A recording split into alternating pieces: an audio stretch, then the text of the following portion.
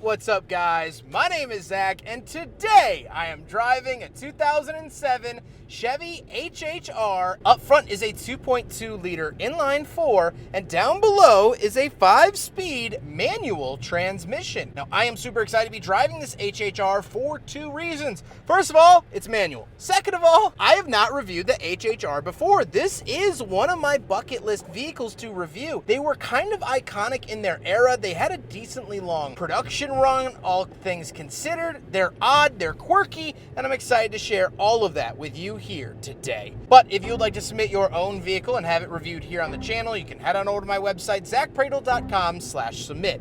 It's a quick and easy submission form. It takes under a minute to fill out, and I come out to you. And if you'd like to see all my videos weeks or sometimes months in advance, you can head on over to my Patreon for only $5 a month. But let's get back to that 2.2 liter inline 4. Well, surprisingly enough, there were a couple engines offered here in the HHR. Now, this was the base, making 149 horsepower, but there's also a 2.4 liter that made 175, and then there was also a turbocharged SS version that made a lot more than that. This is the base model, and it is fine. As you'll see later on, this vehicle has 322,000 miles on it, and it is on the original engine, original transmission, and original clutch. So we'll talk about that in a second, but original engine. The owner has only had one problem with the engine, and that was a week ago. It blew a spark plug out of the head. No idea why. They had to re-thread it, put a new spark plug in, but that's it. That's the only issue in 322,000 miles.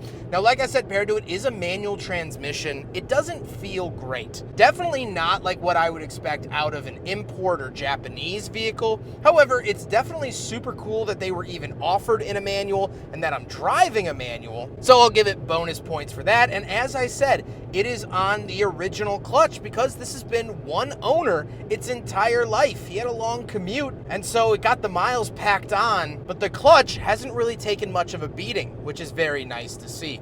Last but not least, the Chevy HHR is front-wheel drive. So how does it feel to drive the HHR? Well, it does have a relatively sturdy ride. This is based off of GM's Delta platform, which is shared with the Chevy Cobalt, Pontiac G5, and Saturn Ion. So it does have more car characteristics than SUV characteristics, as one might think by looking at it, and it's been a relatively pleasurable drive. As I mentioned, the shifter isn't super friendly, but what I would expect out of an American vehicle. Visibility also isn't super great. We'll talk about that with the exterior design. They were trying to go for a throwback design, and so the windows are quite small. With that stuff out of the way, let's talk about the interior. Well, in front of me, I have 4 gauges. Off to the left is my coolant temperature. In the center is the speedometer and smaller tachometer. And then off to the right is my fuel. Pretty simple beyond that, but I like the layout. On the steering wheel, we do have some selectors for the cruise control off to the left, but nothing off to the right, making it asymmetrical. Off to the left of the wheel, we do have a climate vent, but that's it. Moving on to the door, we have a big round latch to get in and out, lock and unlock, and our power mirrors are on the door, but not power windows. Those are found in the center. Moving into the center, we do have a big cubby up at the very top, 2 climate vents with the hazard switch, the radio, which does have the original plastic on the screen. Now, I would not dare to pull on this plastic, but it has been on there for 322,000 miles. Wonderful. Then we do have the climate controls, very simple. Temperature off to the left, fan speed in the center, where to send it off to the right. Rear wiper, 12-volt outlet, and then this is where you find your power windows. And interestingly enough, they each have their own icon on the button denoting which window they operate, which is kind of weird because this was somewhat of a budget-oriented car. This was sold new for around $12,000, and yet they took the time to add this to each window switch. Very, very strange. We do have a little cubby before that, and then we have the shifter. As I said, kind of feels like a stick in the mud, but it's a manual shifter, so I'm not gonna complain. Then we have the parking brake and the cup holders, so we'll do a big friggin' bottle test. However, unfortunately, it fails. And the seats are cloth. Again, very, very basic. This car was affordable at the time, so it's nice to see that. So you get cuts like that. No power seats, no heated seats, and cloth instead of the more expensive leather.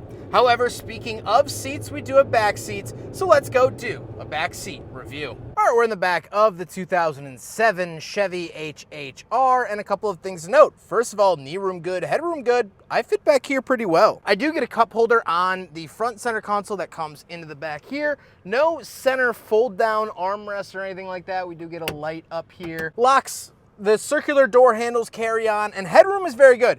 They took that high roof very, very seriously. I'm 5'11", not a small guy. I could fit more than a fist above my head, which is more than I could say about most cars. So very, very nice to see all of that. This is a decently nice place to be. I know the family that owns this was telling me that it wasn't a great road trip car, especially with all three siblings across the back, which I can understand. Now, these seats do fold down, and this passenger seat does fold down, and it has a hard plastic back, where this has a net, so you could fold this down and you could fit 2x4s all the way up to the dash. So some nice interior packaging from GM of 07. However, speaking of packaging, let's hop into the very back. We'll take a quick look at the trunk and cargo space, and then we'll talk about the looks. Right around the back of the Chevy HHR, we do have a handle in here.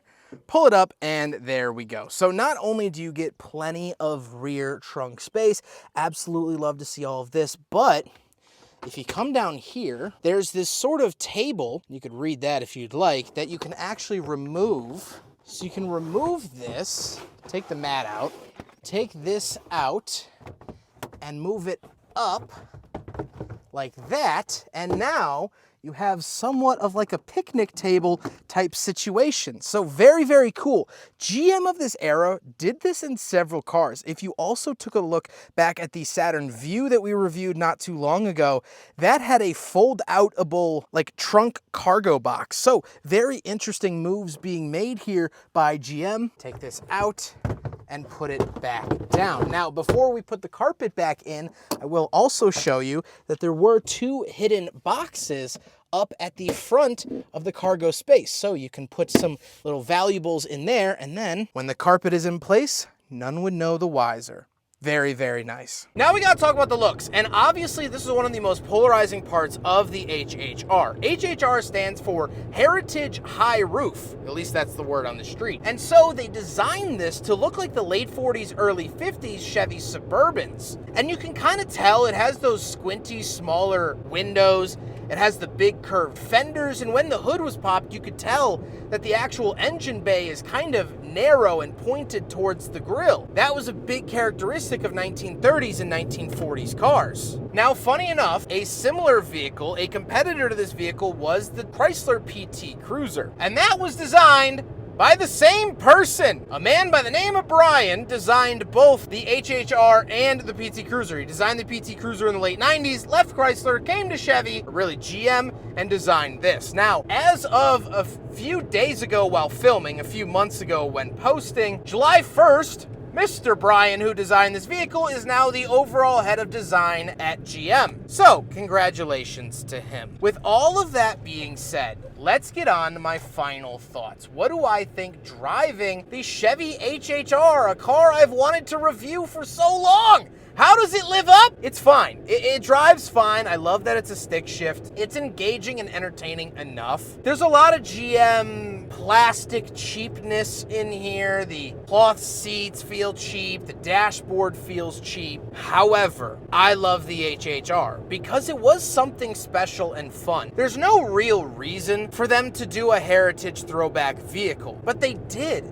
And this was the sort of fun that GM was having pre-bailout. They not only had this, but they had the Chevy SSR, a weird convertible pickup truck. They had the GMC Envoy XUV, which was a power-operated SUV that turned into a pickup truck. They had the Corvette ZR1. What a beautiful machine that is. They had Saturn, pushing the boundaries of Tupperware. And if you kick it a little bit earlier in the decade, they were still supporting Oldsmobile, even though it was in the nursing home. GM was very diversified, and they were building fun, unique vehicles. And this is one of them. This is unique. This is different, and yet it's also very purposeful. It's not like the Chrysler Prowler. That's unique and interesting and retro, but it's pretty much unusable. If you're unfortunate enough to have Head and Shoulders, it's very hard to get into. This is easy to get into. It's easy to drive. It's usable. Those rear cubby spaces in the trunk, fantastic. The seats that go down, you can haul lumber. wonderful. It's a very usable heritage vehicle, and I miss when GM kind of had fun with their designs and had fun with their cars. They could release cars that didn't make a whole lot of sense, maybe on paper, because they had the money to. They had the capital. They could do so. This is one of those cars that doesn't have to exist, but I'm very glad that it does. That's what makes this vehicle special. And that's why eating butter and toast isn't special, but when you go out to eat with your family, it's the most special thing in the world. That's what I'm kind of getting here. Because it's not necessary, it becomes unique. That's what the HHR is, and that's what the HHR was. When they canceled Saturn in 2009, they took away 2 vehicles that were using this platform, and so they didn't really carry this on. They switched over to the Delta 2, which we saw in like the Chevy Cruze and whatnot, but the HHR didn't live past the first generation. And I think that that's really sad. I think this was a fun vehicle and offered something kind of unique in Chevy's lineup that we just don't really see much of anymore. I hope you guys enjoyed the video. Huge thank you to John for letting me borrow his HHR for today's video. He's been absolutely wonderful to work with. I have filmed a bunch of his family's vehicles here today, and this is the final one I get to sign off on the HHR. But I hope you guys enjoyed the video. Don't forget to rate the video, comment on the video, and subscribe if you really liked it. Take care, guys.